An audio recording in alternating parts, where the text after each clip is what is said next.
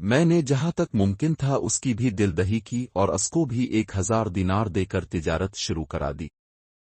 کچھ روز بعد ان دونوں بھائیوں نے مجھ سے کہا کہ چلو باہر مال لے کر چلیں، اس میں زیادہ منافع کی امید ہے۔ میں نے انکار بھی کیا، لیکن ان لوگوں نے اتنا اصرار کیا کہ مجھے مجبور ہونا پڑا۔ لیکن جب مال کی خریداری کا وقت آیا تو معلوم ہوا کہ دونوں بھائی میرا دیا ہوا دوسرا سرمایہ بھی برباد کر چکے ہیں۔ خیر، میرے پاس اس وقت 6000 دینار تھے۔ 3000 دینار کا مال تجارت خریدا اور ہم تینوں بھائی سفر پر روانہ ہو گئے۔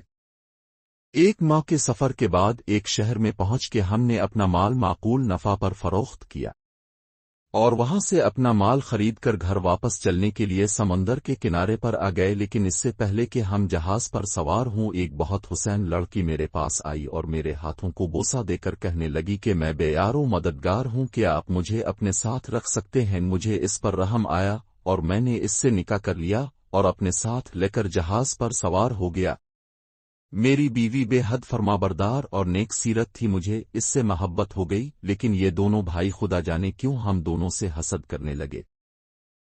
چنانچہ ایک دن موقع پا کر ان دونوں نے مجھے اور میری بیوی کو سمندر میں گرا دیا، لیکن بیوی نے جو حقیقتاً پری تھی مجھ کو بچا لیا۔ پھر کہنے لگی تمہیں دیکھ کر مجھے خیال آیا کہ تمہارا امتحان لینا چاہیے کہ تم کو غریبوں اور مصیبت زدوہے کا بھی کچھ خیال ہے یا نہیں۔ چنانچہ میں ایک پریشان حال لڑکی کی شکل میں تمہارے پاس آئی، چونکہ تم نے اس وقت میرے ساتھ بہت شریفانہ سلوک کیا، اس لیے میں تمہیں کچھ انعام دینا چاہتی ہوں، لیکن تمہارے بھائیوں نے بہت ظلم کیا ہے، اسی کی سزا بھی ان کو دوں گی۔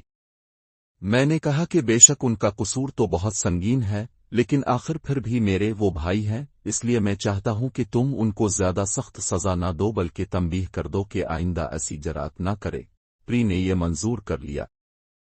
اس کے بعد اس نے ذرا سی دیر میں مجھے میرے مکان پر پہنچا دیا اور خود غائب ہو گئی۔ شام کو جب میں گھر آیا تو دیکھا کہ گھر میں 2 کتے زنجیر سے بندھے ہوئے ہیں۔ میں ان کو دیکھ کر بہت معتجب ہوا۔ یہ کتے میرے قدموں پر لوٹنے لگے۔ تھوڑی دیر بعد وہ پری آئی اور کہنے لگی کہ یہ کتے تمہارے وہی بھائی ہیں جنہوں نے تم سے اور مجھ سے بدسلوکی کی تھی۔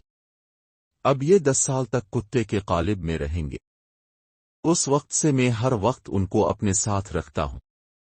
دیکھیے کب 10 سال کی مدت پوری ہو اور یہ انسانی شکل میں آئے۔